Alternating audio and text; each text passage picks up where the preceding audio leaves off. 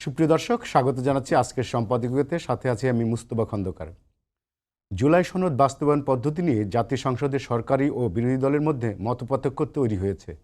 BNP note of dissent সহ স্বাক্ষরিত জুলাই সনদ বাস্তবায়নের পক্ষে, সে অনুযায়ী তারা সংসদে বিদ্যমান প্রক্রিয়ায় সংবিধান সংশোধনের কথা বলছে। অন্যদিকে জামাত ইসলামী ও এনসিপি ফ্যাসিবাদ নির্মূলে সংবিধানের আমূল পরিবর্তনের দাবিতে অনড়। এজন্য তারা সংবিধান সংস্কার পরিষদের সভা প্রয়োজন বলে মনে করে। তবে এই বিতর্কের জেরে সংসদে হট্টগোল ও বিরোধী দলের ওয়াকআউটের পর প্রতিবাদ এখন রাজপথে গড়িয়েছে। প্রাসঙ্গিক এসব বিষয় নিয়ে আজকের সম্পাদকীয় জুলাই সনদের ভবিষ্যৎ। আর এসব বিষয় নিয়ে আলোচনায় জন্য স্টুডিওতে উপস্থিত আছেন অ্যাডভোকেট শিশির মনির, সিনিয়র আইনজীবী, সুপ্রিম কোর্ট, এবং advocate Masud Ahmed Talukdar, BNP chairman উপদেষ্টা। আপনাদের দুজনকে স্বাগত আমাদের আজকের আলোচনায়। দর্শক, এই আলোচনায় আপনারাও সরাসরি অংশ নিতে পারেন। আলোচনায় অংশ নেওয়ার জন্য সরাসরি কল করতে হবে টেলিভিশনের পর্দায় দেখানো নাম্বারে। এছাড়াও ফেসবুকের মাধ্যমে আপনাদের মতামত পাঠাতে পারেন। আলোচনা শুরুর আগে জানিয়ে দিচ্ছে আজকের শিরোনাম। হামের উপসর্গ নিয়ে ঝরল আরও 7 প্রাণ, হাসপাতালে ভর্তি প্রায় 1300, ঝুঁকিপূর্ণ 30 উপজেলায় টিকাদান, প্রাদুর্ভাবের জন্য আওয়ামী ও অন্তর্বর্তী সরকারকে দোষলেন মন্ত্রী। বিএনপি সরকারের প্রথম একনেকের সভায় 5 প্রকল্প অনুমোদন, 1300-র বেশি অবকাঠামো তৈরির যৌক্তিকতা নিরূপণে কমিটি, অর্থের অপচয় ঠেকাতে যাচাই বাছাইয়ে জোর।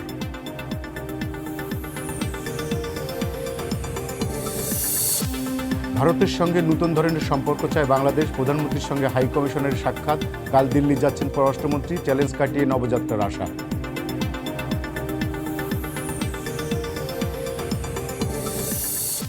চলতি বছরই শুরু হচ্ছে পদ্মা ব্যারেজের কাজ, 35,000 কোটি টাকা প্রকল্পের সমীক্ষা শেষ, জলবিদ্যুতের সঙ্গে উন্নত হবে যোগাযোগ ব্যবস্থা, সংসদে পানি সম্পদ মন্ত্রী।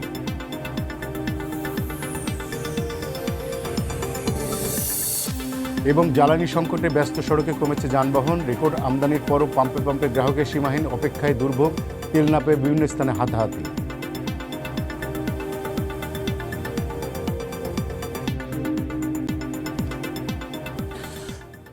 আমরা আলোচনা শুরু করে আমি শিশির মনির আপনাকে দিয়ে শুরু করতে চাই। এই যে জুলাই সনদের বাস্তবায়ন পদ্ধতি নিয়ে জাতিসংসদের সরকারি ও বিরোধী দলের মধ্যে মতপক্ষ তৈরি হয়েছে, এটার সমাধান কিভাবে হবে? কি সমাধান কোথায় আপনার কাছে কি মনে হয়? সমাধান করেই তো আমরা নির্বাচনে গিয়েছিলাম। এখন আবার একটা সমাধান একবার করে পুনরায় যদি আপনি আবার সেই বিতর্ক শুরু করেন, তাহলে সমাধান কি? ডিম আগে না মুরগি আগের মতো সমাধান। যে ধরনের একটা সেটেলমেন্ট করে নির্বাচন ব্যবস্থায় সকলেই রাজি হয়ে ইলেকশনে গেল, এই জিনিসটাকে, একটা ডান জিনিসকে আপনি আনডান করতে গেলেন কেন? যখনই আপনি একটা ডান জিনিসকে আনডান করতে যাবেন, তখন তো একটা কনফিউশন ক্রিয়েট হবে। জুলাই সনদের পক্ষে বলেন কিংবা অভ্যুত্থানের পক্ষে বলেন, যারা এখন বিতর্ক করছেন সবই তো অভ্যুত্থানের পক্ষে। এখানে তো বিপক্ষে কেউ নেই। এখানে তো বিএনপি অভ্যুত্থানের বিপক্ষের কোনো শক্তি নন, জামাত কোনো বিপক্ষের শক্তি নন, এনসিপি কোনো বিপক্ষের শক্তি নন। আরও যারা ইন্ডিপেন্ডেন্ট সদস্য হিসেবে নির্বাচিত হয়েছেন, তারাও কেউ অভ্যুত্থানের স্পিরিটের বাইরে নয়। এখন যে বিতর্কটা হচ্ছে এই বিতর্ক তো আগেই হয়েছে একবার। আমার মনে আছে আপনারা অনেক আমাদেরকে ডেকেছেন, টেলিভিশনে অনেক টক শো হয়েছে, আমি পার্টিসিপেট করেছি, নিশ্চয়ই আমার সিনিয়র ব্রাদারও কোনো না কোনো ফরম্যাটে পার্টিসিপেট করেছেন। করে আমরা একটা জিনিসকে সেটেল করেছিলাম। কি সেটেল? পোস্ট ইলেকশন কি হবে। এখন যে জিনিসটা হচ্ছে, এটা তো প্রি ইলেকশনেই ডিটারমিন হয়েছে। শুধু ডিটারমিনই হয় নাই, লিখিত আকারে হয়েছে। সেটা মেনে নিলে তো হয়ে গেল, এটাই তো সমাধান। এখন আপনি যদি এসে আবার নতুন করে আলোচনা শুরু করেন, তাহলে অতীতের আলোচনাগুলো তো লেখা আছে, এখানে পরিবর্তন আনতে হবে না। আর এখানে যখন আপনি পরিবর্তন আনতে যাবেন, যারা এটা স্বাক্ষর করেছে তারা আহত হবে না? এই যে পিছনে তালিকা দেওয়া আছে কারা স্বাক্ষর করেছে, 33টা দল জাতিসংসদের সামনে বসে স্বাক্ষর করেছে। এটা একটা বিরাট ইভেন্ট আকারে দেখানো হয়েছে তখন, শুধু বাংলাদেশের জন্য নয়। এই সমস্ত সিচুয়েশন হয় পৃথিবীতে যে সমস্ত জায়গায়, সব দেশের জন্যই এটাকে একটা মডেল হিসেবে উপস্থাপন করা হয়েছে তখন, যে এইভাবে আমরা একমত হতে পারি। কিছু দ্বিমত থাকা সত্ত্বেও আমরা এখানে এগ্রি করেছি। 21 নম্বর সিরিয়ালে ছিল বিএনপি, জামাত ইসলামী ছিল 22 নম্বর সিরিয়ালে। তো সকলেই স্বাক্ষর আমরা করলাম। এখন আমি একটু সারপ্রাইজডই হই যদিও আমাদের জ্ঞান বুদ্ধি এত বেশি না, সরকার যারা চালান তাদের জ্ঞান বুদ্ধি তো অনেক, নিশ্চয়ই অনেক versatile people are there. But however আমার পরামর্শটা থাকবে, আমি যেহেতু জামাত ইসলামীর পক্ষ থেকে দিন রাত পরিশ্রম করেছি আমরা ঐকমত্য কমিশনে, just to come to a conclusion. আরও ইন্টারেস্টিং, গণভোটের প্রস্তাবকারী কিন্তু বিএনপি, গণভোটের প্রস্তাবকারী কিন্তু অন্য কোনো দল না। এবং এই যে গণভোটের প্রস্তাবটা এসেছিলেন একজন বর্তমান সরকারের একজন প্রভাবশালী মন্ত্রী, যিনি বিএনপিকে রিপ্রেজেন্ট করছিলেন ওই মিটিংয়ে, খুব ইফেক্টিভলি করেছেন, অনেক পরিশ্রম করেছেন, দিনে রাতে 24 ঘন্টা খেটে খুটে।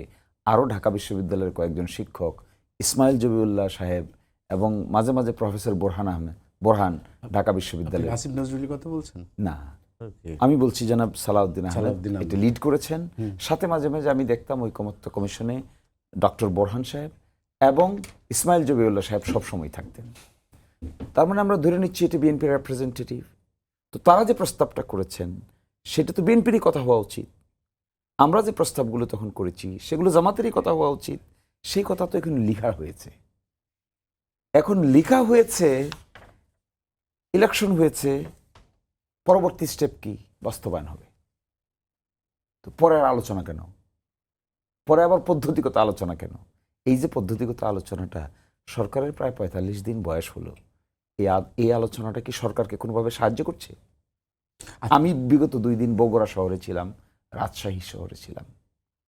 পিপল আর রিয়েলি বিরক্ত। আমরা চাই না সরকারের প্রতি মানুষ বিরক্ত হোক, আমরাই বা কেন বিরক্ত হব? বিএনপি সরকার ফেল করলে আমাদের মোটা দাগে কোনো লাভ আছে? কি লাভ হবে এখান থেকে? বরঞ্চ বিএনপি সরকার স্কিম অনুযায়ী রাষ্ট্র সঠিকভাবে পরিচালনা করলে, দেশের উপকার হলে আমাদের উপকার হবে। আমি একটু মাসুদ আহমেদ তালুকদার আপনার কাছে আসি। মাসুদ ভাই, এই যে শিশির মনির ভাই যেটা বললেন যে আলোচনা তো আগেই হয়েছে, এখন এটা বাস্তবায়ন করে দিলে হয়, নতুন করে আবার আলোচনা কেন? বিএনপি এটাকে এই যে সংবিধানের বাইরে গণভোট এবং গোজামিল দিয়ে ইন্টারিম গভর্নমেন্ট গণভোটের আয়োজন করেছিল, নানা কথা বলছে, এবং তারা বলছে সংবিধান সংশোধন করবে, সংস্কার পরিষদের কোনো অধিবেশনে তারা ডাকবেন না, বলবেন না। আপনার কাছে কি মনে হয়, বিএনপির এই স্ট্যান্ডটা কি ঠিক আছে? জি, আপনাকে ধন্যবাদ জনাব শিশির মনির এবং আমাদের বক্তব্য যারা শুনছেন।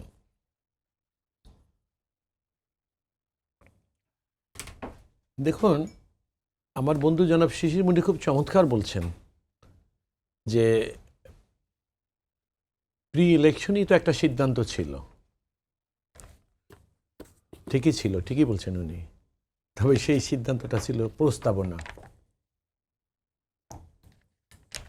রাজনৈতিক দল একটা নির্বাচনের পরে কি করবে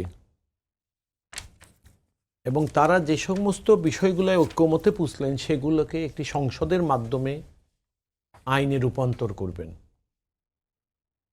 তাহলে আপনি সংসদ নির্বাচন না হলে, অর্থাৎ সংসদ ছাড়া আপনি জুলাই সনদের বাস্তবায়নের আর কোনো পথ জুলাই সনদেই আর উল্লেখ নেই। এখন আপনি বলেন যে প্রি ইলেকশনে কি হলো, পলিটিক্যাল কনসেনসাস। এদেশে এটাই প্রথম না।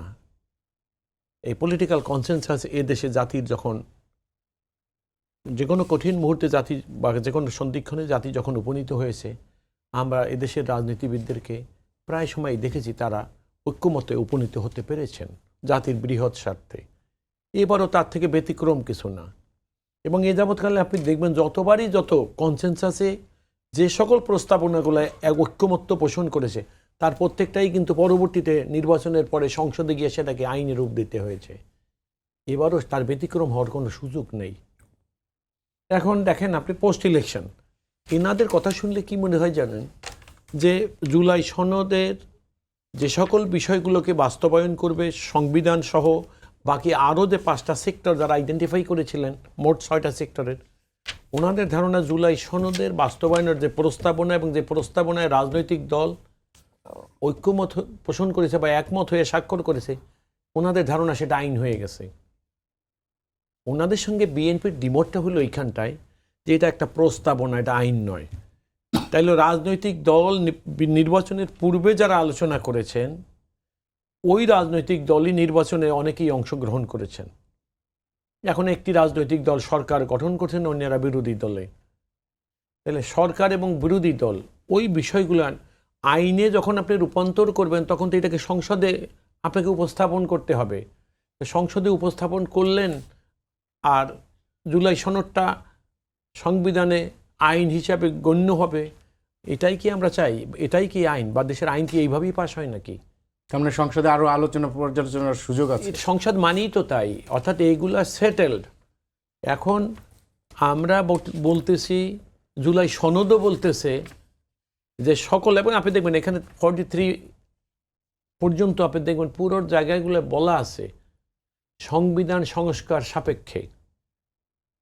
এই সংবিধান সংস্কার সাপেক্ষেই এখন এই সংবিধান অ্যামেন্ডমেন্ট সাপেক্ষে, সংশোধন সাপেক্ষে। এবং এটা একটা নিশ্চিত থাকবেন, যেটা আমার বন্ধুও জানেন, আমরা অনেকেই জানি দেশের মানুষ, এই সংশোধনটাই এটাই কিন্তু সংস্কার। তাহলে আপনি আজকে যখন জুলাই সনদ বলছে যে আপনি সংশোধনের মাধ্যমেই সংস্কার করবেন, আমরা যখন নির্বাচনে অংশগ্রহণ করলাম, আজকে যারা সংসদে বিরোধী দল তারা নির্বাচনে অংশগ্রহণ করলেন, তারা কেউই কিন্তু দুইটা নির্বাচনে অংশগ্রহণ করেন। দেখেন, ইনি একটা কথা বলে গেছেন যে বিএনপি প্রস্তাবনা করেছিল গণভোটের। প্রস্তাবনা করুক আর নাই করুক, বিএনপি গণভোটের হায়ের পক্ষে। আজকের মাননীয় প্রধানমন্ত্রী সহ বিএনপির দলীয় সকল গুরুত্বপূর্ণ নেতারা হায়ের পক্ষে ভোট দেওয়ার জন্য বলেছেন। অথচ আমি প্রত্যেকবারই বলেছি, আজও বলছি, বিএনপি কিন্তু সেই হা ভোট দেওয়ার পক্ষ থেকে আজও সরে যায়নি। এবং আপনারা ইতিমধ্যে দেখেছেন যে সংসদে সেই অর্ডিন্যান্সগুলোকে কিন্তু প্লেস করা হয়েছে, এবং এখন আলোচনা হচ্ছে এটা নিয়ে সংসদীয় উপকমিটি করা হচ্ছে। সেখানে বিরোধী দলের তাদের রিপ্রেজেন্টেশন থাকবে, সরকারি দল থাকবে, সেখানে বসবে, আলাপ আলোচনা করবে। এখানে কোনো সংযোজন, কোনো বিয়োজন, যা কিছু প্রয়োজন হবে সেটাকে চূড়ান্তভাবে সিদ্ধান্ত নেওয়ার পর that will be again placed in the house. এবং তারপর যেটা হয়, আইন যেভাবে পাস করা হয় সেভাবে তার উপরে সম্মানিত সদস্যরা বক্তব্য রাখবেন। এরপরে এটা ভোটে দিবে, পাস হবে অথবা পাস হবে না। এই তো বিষয়টা। এখন আপনি বলেন, এই যে আমাদের মধ্যে ফারাকটা কোথায়? জুলাই সনদটাকে বিএনপি বারবার বলছে আমরা এটাকে ধারণ করি, আমরা অক্ষরে অক্ষরে এটাকে প্রতিপালন করব। আর এনারা বলতেছে যে না, জুলাই সনদে যা যা আমরা আলোচনা করে গেছিলাম, জুলাই সনদে যা যা কিছু লেখা আছে তা সবই এখন আইন হয়ে গেছে। এবং কি এক বিভ্রান্তির মধ্যে তারা আছে আপনি দেখেন। সে কারণে আপনি সংবিধান অনুসারে সংসদ নির্বাচন হলো, বিএনপি কি করলেন? সংসদ নির্বাচিত সংসদ সদস্য হিসেবে ওত করলেন। অথচ আজকে যারা সংসদে বিরোধী দল তারা সংস্কার, আপনি সংবিধান সংস্কার ছাড়া, সংবিধানের সংশোধন ছাড়া আপনি এগুলো যখন বাস্তবায়ন করতে পারবেন না। আর এখানে যেহেতু অ্যামেন্ডমেন্ট, আমি আবারও বলছি, এই কথাটা আমার বন্ধুও জানেন, একটা সংবিধান যদি নতুন করে লিখতে হয়, এখন এনাদের বক্তব্যটা কি? জুলাই সনদে ওনারা ঐক্যমত পোষণ করে আসছে সংবিধান সংশোধনের জন্য। আর এনারা যখন মাঠে ময়দানে বা টেলিভিশনে যে কোনো জায়গায় কোনো বক্তব্য দিবেন সংসদেও, তখন তারা বুঝাতে চাচ্ছে দেশে কোনো সংবিধানই নাই।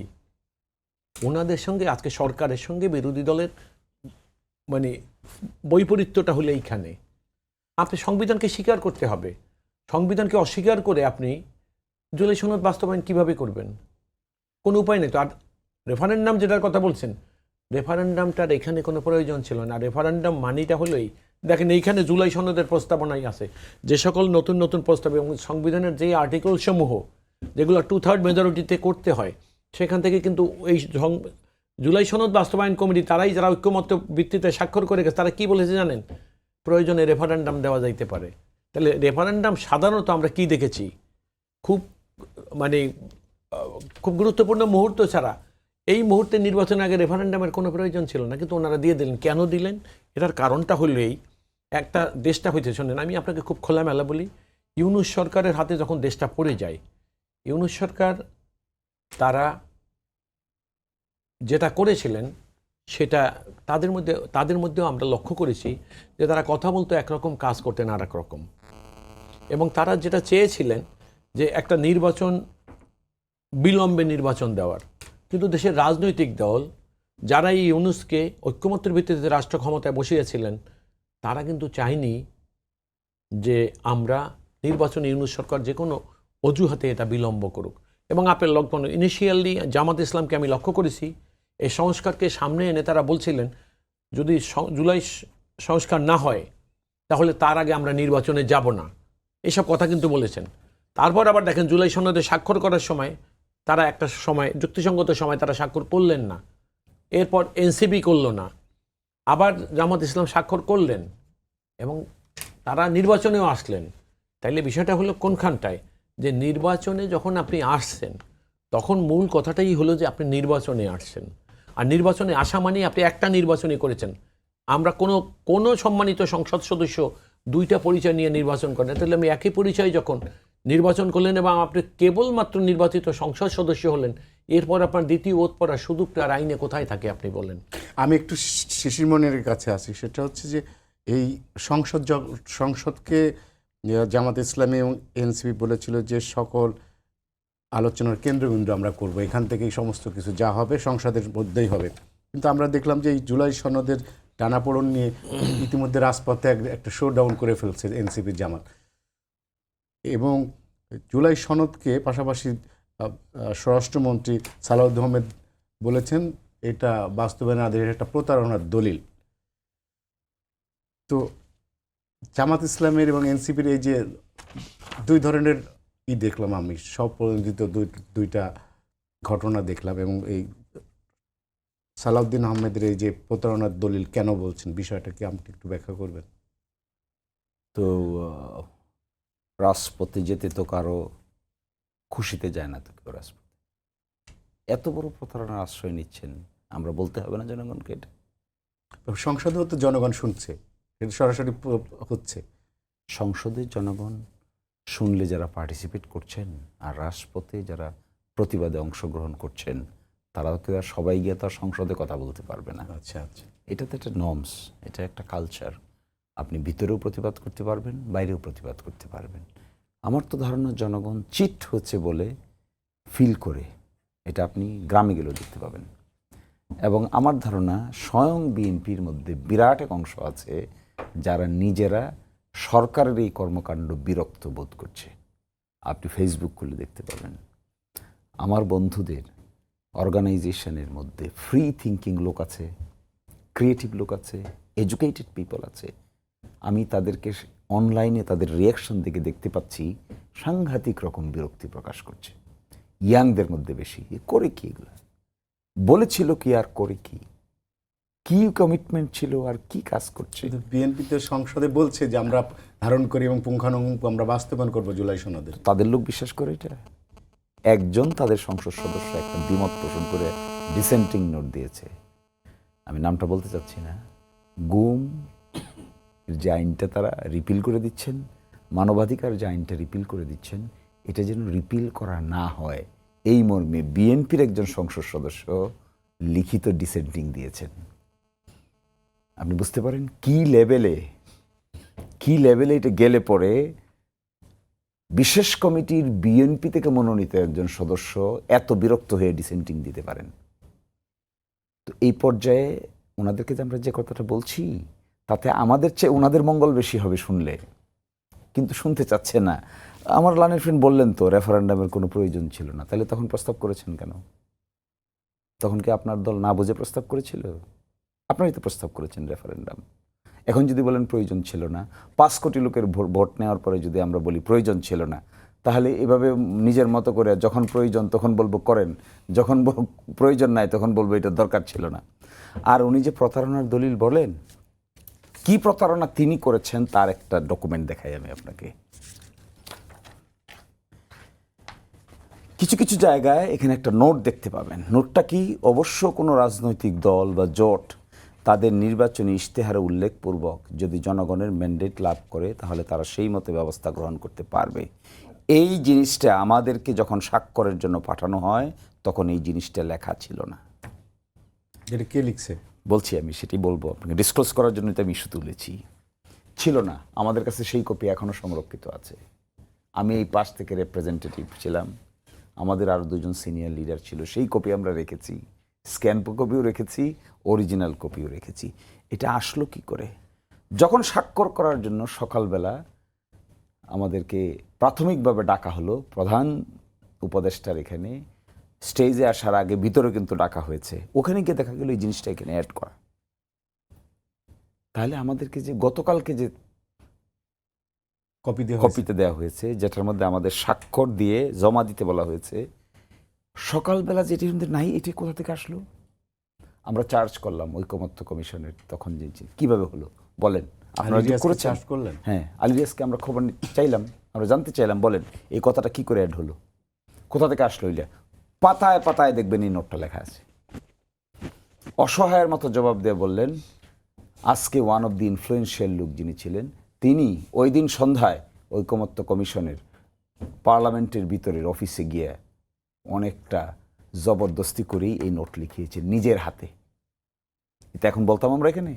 তাহলে আপনারা জামাত ইসলামী এটা জানার পরও সই করলো কেন? তখন তো সইয়ের টাইম হয়ে গেছে। যখন এটা আমরা দেখতে পেরেছি তখন তো স্বাক্ষরের টাইম হয়ে গেছে। তাহলে তার মানে এটা আপনারা জামাত ইসলামী এটা মেনে নিয়েছে? এই জায়গাটা না, এটা মেনে নিয়ে নেই। স্বাক্ষর করা মানে এই জায়গায় হলো না, এটা আপনি ভিন্ন তর্ক করছেন। আচ্ছা, আমি আপনাকে একটা তথ্য দিচ্ছি, এটা ইনভেস্টিগেট করবেন। আমরা এখনো গতকালকে দেখবেন হাসনাত আব্দুল্লাহ পার্লামেন্টে দাঁড়িয়ে বলেছে কথা, এবং হাসনাত আব্দুল্লাহ বলেছে এই ঘটনাটার আমরা একটা ইনকোয়ারি চাই। হাউ ইট ওয়াজ ইন্ট্রোডিউসড, এখানে কিভাবে ইন্ট্রোডিউসড হলো, এইটা কি এই যে 33 জন সংসদ যারা তালিকা মানে স্বাক্ষর করেছেন, এই 33 জনকে এটা জানতেন? 33টা রাজনৈতিক দলকে এটা জানতেন? স্বাক্ষর করার আগে, স্বাক্ষরের দিনে 33টা রাজনৈতিক দলের সাথে কি এই ব্যাপারে কোনো আলোচনা হয়েছে? এবং আমাদের কাছে আপনার বক্তব্য পরে আগে শুনে নেন। আচ্ছা, আমি আপনার মাধ্যমে বলতে চাই, হাসনাত আব্দুল্লাহর সঙ্গে তাল মিলিয়ে this issue should be investigated. CCTV ক্যামেরাটা দেখবেন, ওই সময়ে ঐকমত্য কমিশনে আগের দিন সন্ধ্যায় কারা যাওয়া আসা করেছে, ওই মিটিংয়ে কারা পার্টিসিপেট করেছে, কারা এটা বাধ্য করেছে। পরের দিন সকালবেলা এইটাও একটা কারণ ছিল এনসিপির, যে তারা পরের দিন সকালবেলা যে স্বাক্ষর করেনি। এই জিনিসগুলো এখন আমরা তো চেয়েছিলাম ঠিক আছে এগুলো সহ তো রেজলিউশন হয়ে গেছে, এই নোটটা সহ তো রেজলিউশন হয়ে গেছে, এইটা নোটটা সহজে রেজলিউশন হয়েছে, এইটা মানলেও তো অসুবিধা নাই। এই নোটটা যেখানে যেখানে আছে, এই নোটটা সহজে সিদ্ধান্ত হয়েছে, সেটা মানলেও তো অসুবিধা নাই। তো সেটাও তো মানতে চান না। কি বলেন কি জানেন, আমার লার্নিং ফ্রেন্ড বলতেছেন না যে আমরা প্রস্তাবনাকে মনে করতেছি আইন, আসলে সংসদে উপস্থাপন করতে হবে। আচ্ছা, আমরা আইন আর প্রস্তাবনা কাকে বলে এতটুকু পার্থক্য তো আমরা বুঝি, কোনটা আইন, কোনটা প্রস্তাবনা, কোনটা কনসেনসাস, কোনটা পলিটিক্যাল কনসেনসাস হইতে পারে, কিন্তু আইন করতে গেলে তো পার্লামেন্টে আপনাকে করতে হবে। কেন এটাকে আপনি ওই গেজেটটাকে আপনি আইন মনে করেন না? গেজেট রাষ্ট্রপতি সংসদে তো এটাকে করতে হবে। তো কি করতে হবে? কেন? No, never, this is order. এই অর্ডারকে তো আপনি আইন মানছেনই না। হ্যাঁ, এই আইন মেনেই কিন্তু আপনি নির্বাচনে গিয়েছিলেন। এই আইন দেখেন 13ই নভেম্বর, নির্বাচন তো হয়েছে পরের বছরের 12ই ফেব্রুয়ারি। তা আইন যে 13ই নভেম্বর হয়েছে, এই 3 মাস কই ছিলেন আপনি? 3 মাস বলেন নাই যে আইন মানি না? এখন যে কথা বলছেন যে রাষ্ট্রপতি অশ্বডিম্ব পেরেছে, তো 3 মাসে অষ্টডিম্ব দেখেন নাই আপনি? তখন বললেন না যে আইন মানি না, এই আইনের অধীনে আমরা ইলেকশনে যাব না, এই আইন যদি থাকে তাহলে আমরা ইলেকশনে পার্টিসিপেট করবো না, বললেন না কেন তখন? এখন ইলেকশন হয়ে যাওয়ার পরে অশ্বডিম্ব স্বর্ণডিম্ব হয়ে গেছে।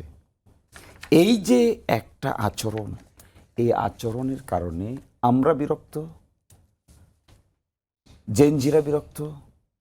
রুট লেভেলে আমি বলবো, এখন যদি এটা সার্ভে করেন যে এই আচরণে বিরক্ত প্রকাশ করার জন্য একটা সার্ভে করেন, আপনি টেলিভিশন দেন একটা, কিংবা অনলাইনে একটা সার্ভে করেন, অথবা বাস্তব ফিল্ডে একটা সার্ভে করেন, এবার বুঝবেন। আপনারা তো সার্ভে করবেন না, এখন করতে পারবেন না। আমি জানি না আপনাদের এই স্বাধীনতা আছে কিনা, কতটুকু স্বাধীনতা এক্সারসাইজ করতে পারেন। আজকে এক জায়গায় গিয়েছিলাম, সাংবাদিকরা অভিযোগ করেছে তারা রুট লেভেলের সাংবাদিকরা স্বাধীনতা এক্সারসাইজ করতে পারেন না, কোনটা যাবে, কোন শব্দ যাবে, কোন শব্দ যাবে না, এগুলো এখানে বসে সেন্সর করেন। এই লাইন শুরু হয়ে গেছে, আমরা শুনে আসছি এক জায়গায়। না, এরকম এখনো শুরু হয়েছে, এটা মনে হয় না। রিপোর্টাররা বলেছেন, এটা আপনারা হিসাব করবেন। তো সেই সার্ভেটা আমি আপনাদেরকে আহ্বান জানাবো, আপনাকে তো one of the established outlet, একটা ইন্ডিপেন্ডেন্ট সার্ভে করেন তো, যে সরকার যে পলিসিটা নিয়ে বিতর্ক ডেভেলপ করছে, অতীতের কথা বর্তমান কথায় মানুষ বিরক্ত নাকি সন্তুষ্ট, তাহলে দেখবেন রেজাল্টটা কি আসে। মাসুদ আহমেদ তালুকদার, সরকারের প্রতি জনগণ বিরক্ত এবং উনি বলছে সার্ভে করার জন্য, যে দেখবেন বিএনপির লোক এই সার্ভেতে অংশ নিয়ে সরকারের বিরুদ্ধে কথা বলবে। আপনার কি তাই মনে হয়? আমার কি মনে হয় আমি আপনাকে বলছি, একটু অপেক্ষা করেন, আপনি শুনতে পারবেন। দেখুন, আমার বন্ধু যে জিনিসটা পড়ে শোনালো, অবশ্য কোনো রাজনৈতিক দল বা জোট তাদের নির্বাচনী ইশতেহারে উল্লেখপূর্বক যদি জনগণের ম্যান্ডেট লাভ করে, তাহলে তারা সেই মতে ব্যবস্থা গ্রহণ করতে পারবে। আপনি এইখানে দেখেন 22 নম্বরে জামাত ইসলাম স্বাক্ষর করেছে। এই কথাগুলোয় জামাত ইসলামের স্বাক্ষর আছে, আপনি কি লক্ষ্য করেছেন? উনি তো সেটাই বলছে যে আমি বলছি, জেনে যখন জানছে তারপর তখন স্বাক্ষরের সময় এসে আপনি আপনার ফাঁসির আদেশ দেখে পড়ে যদি আপনি স্বাক্ষর করেন, এটা ফাঁসির আদেশ না। এরপর আপনি যদি মনে করেন যে আমি খুব বিচক্ষণ কাজ করেছি, এইটা যারা শুনছে আমাদের বক্তব্য তারা বিবেচনা করবেন যে আমি কি বিচক্ষণতার পরিচয় দিলাম। আপনি মজার ব্যাপারটা হলো কোনখানে, আপনি জুলাই সনদ যখন স্বাক্ষর করতে গেলেন, সনদ যখন স্বাক্ষর করতে গেলেন, তখন গিয়ে বললেন যে খসড়ায় ওনারা আগে স্বাক্ষর করে আসছিলেন, তার সঙ্গে মূলটা মিলছে না। আমার বন্ধু বলছে খসড়ায় আমাদের স্বাক্ষর করছে, তার খসড়ার কপি আছে আমাদের।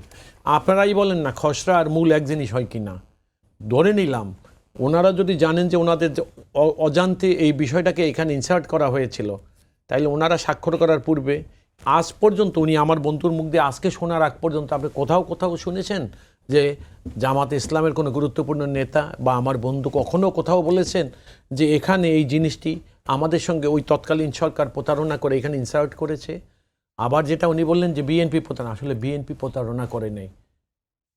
প্রতারণা আজকে কে করছে? যেই লোক সম্মত হয়ে যেখানে স্বাক্ষর করে দিয়ে চলে আসলেন, যে রাজনৈতিক দল, সেই রাজনৈতিক দল যদি বলে যে খসড়ায় ওইটা ছিল না, মূলটা এটা ছিল, আমরা বাধ্য হয়ে সকালবেলা স্বাক্ষর করে আসছি, তখন পরিবর্তনের কোনো সুযোগ ছিল না, তাইলে আপনারাই চিন্তা করে দেখেন যে জনগণের সঙ্গে আসলে মূলত প্রতারণা কারা করছে?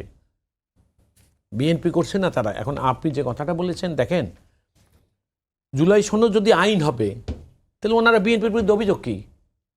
সনদ কিন্তু আইন না, বারবার ভুল বলছেন। আমি আবারও বলছি, আইন বলছি না, আমি না যে গেজেটটা, জুলাই সনদের ওই বিষয়গুলো উনি তো গেজেটটাকে আইন বলছে।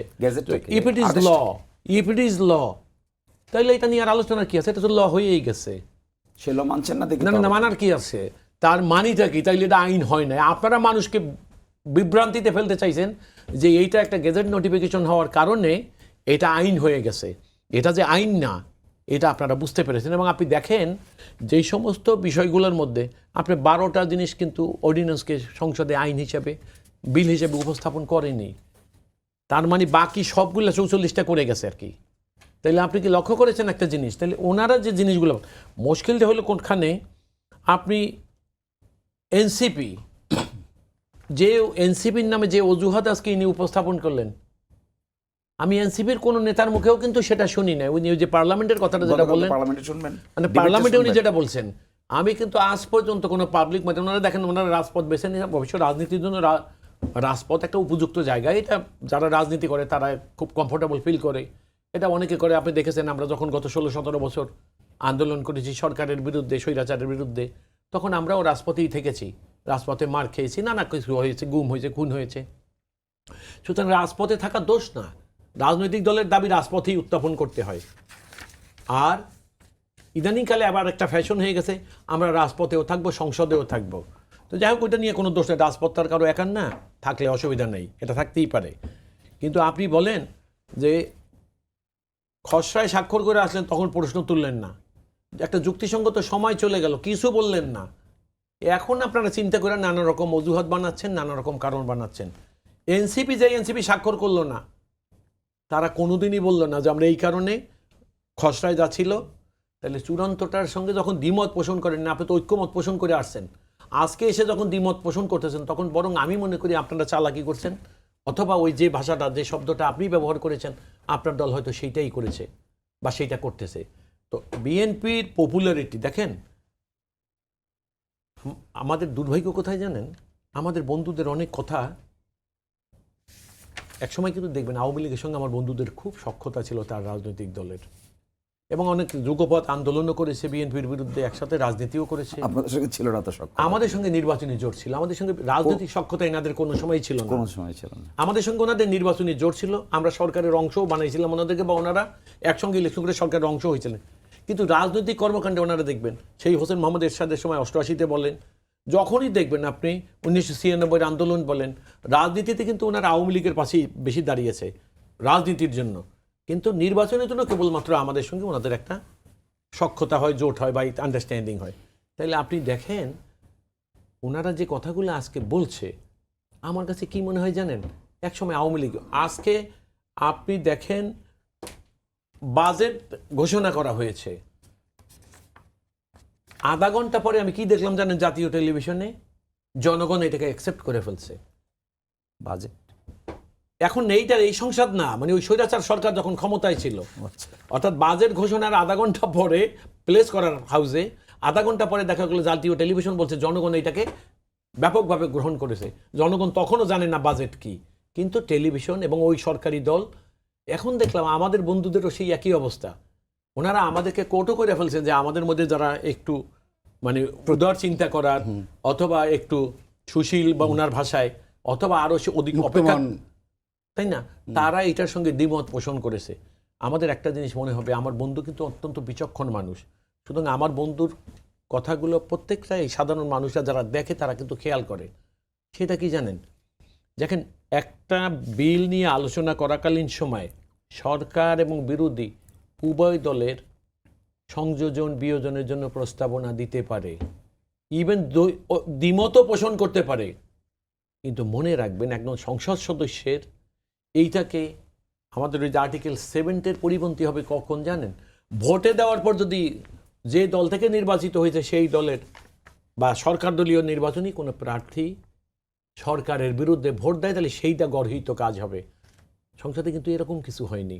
ওই যে যেটা বললেন যে আপনি আপনার উপকমিটিতে গিয়ে বসে দ্বিমত পোষণ করেছেন, সেইটা তখন ভোটে যাবে বা সেটা ইতিমধ্যে ভোটে গিয়ে থাকলে আপনি দেখেন ভোটের বেলায় কিন্তু ওই রকম কোনো কেউ ভোট থেকে বিরত থাকেন না, কোনো কিছু 70 অনুচ্ছেদ তো আছে, 70 অনুচ্ছেদ, তাই না? হ্যাঁ আছে বটেই। তো সেই জন্য আমি বলছি যে এখানে দ্বিমত পোষণ করেছে এটা ঠিক, কিন্তু দলের সিদ্ধান্তের বিরুদ্ধে হাউসে ভোট দেয়নি।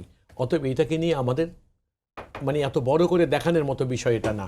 এটা থাকবেই চিন্তায়, এক জায়গায় 5টা-10টা মানুষের সকলের চিন্তায়, এটা তো আর ইউনিফর্ম চিন্তা হবে না। প্রত্যেকটা মানুষ চিন্তায় স্বাধীন এবং প্রত্যেকটা জিনিসেরই নিজস্ব একটা ব্যাখ্যার থাকবেই, এবং সেই অনুসারেই কিন্তু এখানে যে যার মতামত দিচ্ছেন সে সেভাবেই করে যাচ্ছে। তো যাই হোক, আমি যে কথাটা বোঝাতে চাচ্ছি, সরকারের পপুলারিটি, বিরোধী দল তো এই জন্যই থাকে সংসদে, সরকারের ভুল ত্রুটি ধরে দেওয়ার জন্য। কিন্তু আমার বক্তব্য একদম পরিষ্কার, জুলাই সনদ কোনো আইন না। জুলাই সনদের যে বিষয়গুলোকে এখন সংসদে উপস্থাপন করার, সেগুলোকে আপনি দেখবেন, এবং এখানে বলা আছে, এই যে এখানে পরিষ্কার ভাষায় বলা আছে 6টা, সেই 6টা কি কি দেখেন আপনি, আমি আপনাকে পড়ে শুনাই। 6টা বিষয় এখানে কি কি, এখানে হলো আপনার প্রশাসন সংস্কার, পুলিশ সংস্কার, বিচার ব্যবস্থার সংস্কার, এইগুলো সহ আরও সেই জিনিসগুলো কোথায়, এই বাকি 5টা কখন করবে সংসদে, যখন সংবিধান সংশোধন হবে। সুতরাং বিএনপি যেটা করছে, দেশের একটা পার্লামেন্ট, এবং সবসময় বিএনপির এটাই। আর ইনি যে কথাটা বলেছে এটা একটা বেসলেস কথা, সেটা হলেই যে কোনো একটি রাজনীতি, উনি আকার ইঙ্গিতে কার কথা বুঝাইতে চাইছে এটা কিন্তু অনেকে যারা আমাদের কথা শুনছে তারা বুঝে গেছে। কিন্তু আমি আপনাকে অত্যন্ত দায়িত্বের সঙ্গে বলতে পারি যে প্রফেসর ইউনূস যারা নির্বাচন বিলম্ব করতে চেয়েছিলেন এবং সবচেয়ে বেশি হাওয়া যেখানে আমার বন্ধুর দল দিয়েছিলেন, তারা যাদেরকে ওনারা ইঙ্গিত করতে চাচ্ছেন, ওই রকম কোনো ওই দলের কোনো নেতা গিয়ে আগের দিন সংসদ ভবনে ঢুকে উনি গায়ের জোরে ওইখানে ওই মূল প্রস্তাবনা ইনসার্ট করে আসবে, আর আমাদের বন্ধুদের দল বা তারা নতুন জামাইয়ের মতো মুখে রুমাল দিয়ে এতদিন থাকবেন, এইটা বিশ্বাস করা যারা শুনছেন আমাদের কাছে আমাদের কথা, তাদের সবার জন্য বোধহয় খুব কষ্টের ব্যাপার হয়ে দাঁড়াবে। আচ্ছা, আমি একটু শিশির মনিরের কাছে আসি। সেটা হচ্ছে যে 71-72 সংবিধান কারোর জন্য পরাজয়ের গ্লানি, স্বরাষ্ট্রমন্ত্রী সংসদে বলেছে, এবং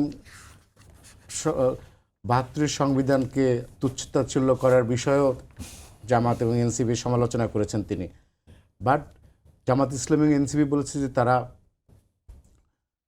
গণভোটের রায় বাস্তবায়ন করেই ছাড়বে, কিন্তু আমরা দেখছি যে 2/3 মেজরিটি যেখানে সরকারি দলের, সেখানে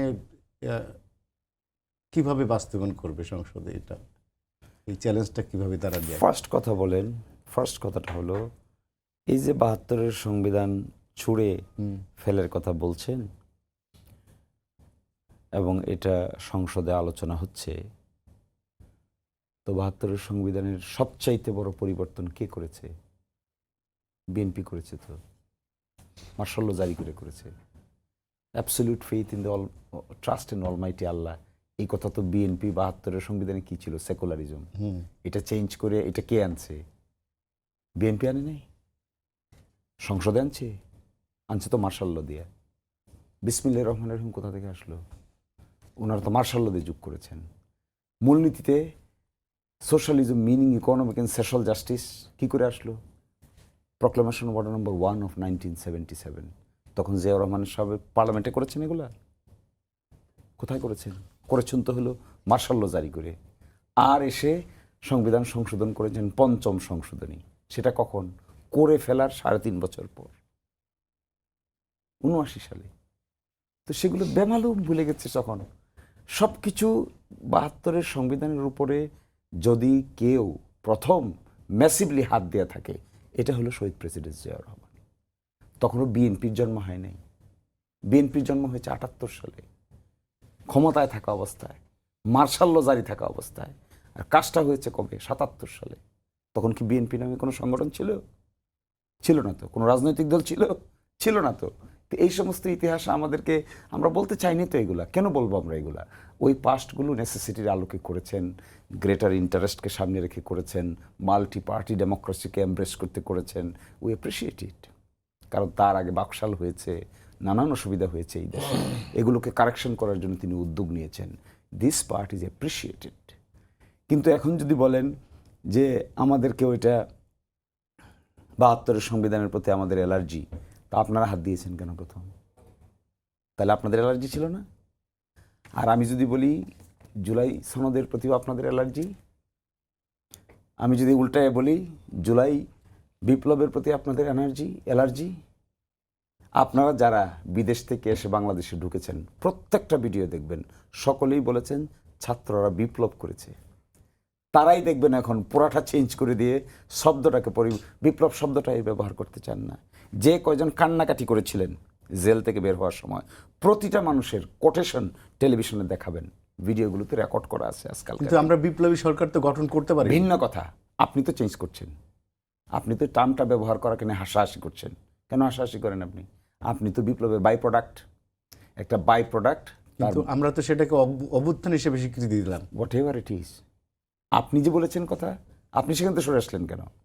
আমরা স্বীকৃতি দিলাম কোথায়? দেখবেন এখানে, দেখেন আমি 2টা লাইন পড়ে শোনাই। অঙ্গীকার কি করেছেন? দীর্ঘ সংগ্রামের ধারাবাহিকতায় আলাপ আলোচনার ভিত্তিতে জনগণের অভিপ্রায়ের সুস্পষ্ট অভিব্যক্তি হিসেবে জুলাই জাতীয় সনদ 2025 গ্রহণ করিয়েছি বিধায় এই সনদ সম্পূর্ণরূপে সংবিধানের তফসিল হিসেবে বা যথোপযুক্তভাবে সংযুক্ত করব। অঙ্গীকার করেছেন। আরেকটা অঙ্গীকার করেছেন কি দেখেন? জুলাই জাতীয় সনদ 25-এর বৈধতা এবং প্রয়োজনীয়তা সম্পর্কে কোনো আদালতে কোনো প্রশ্ন উত্থাপন করিব না। রিট পিটিশন করিয়েছেন কি আদালতে? এটাকে বিএনপি করিয়েছে। আমি তো তার উইটনেস। আমি দেখি নাই কারা কারা কীভাবে, কোন চেম্বারকে কীভাবে ইনস্ট্রাকশন দিয়ে করিয়েছেন। এই চাতুরি করার তো দরকার নাই।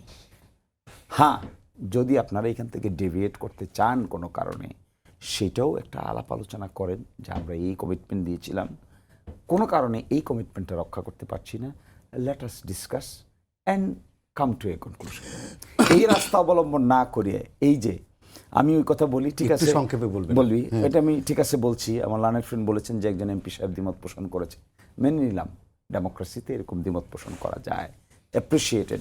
কিন্তু কয়জন ফেসবুকে স্ট্যাটাস দেওয়ার কারণে ওনাদের অঙ্গ সংগঠনের কয়জনকে বহিষ্কার করেছেন তার খবরটা নেওয়ার জন্য আমি বলবো।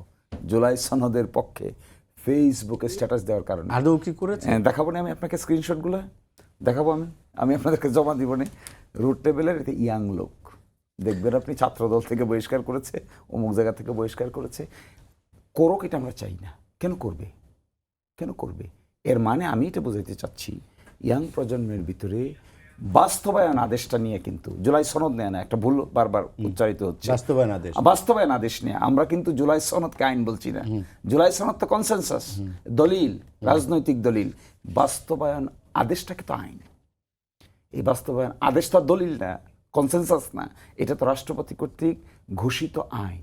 এই আইনটার সঙ্গে যদি আপনি দ্বিমত পোষণ করেন, করতে পারেন, কিন্তু যতক্ষণ কোনো আদালতে এই আইন অসাংবিধানিক হবে না, ততক্ষণ সেই আইন মানতে আপনিও বাধ্য, আমিও বাধ্য, সকলেই বাধ্য। আমাদের হাতে প্রায় সময় শেষ, 2 মিনিটের মধ্যে। না, 2 মিনিট হবে না তো, আমি ওনার কথা আমাকে মিনিমাম 5 মিনিট দিতে হবে। একটু সংক্ষেপে। আমি আপনাকে খুব সংক্ষেপে একটা কথা বলে দিই, সময় কেটে দিবে তো। আমি আপনাকে সংক্ষেপে কথা বলে দেই।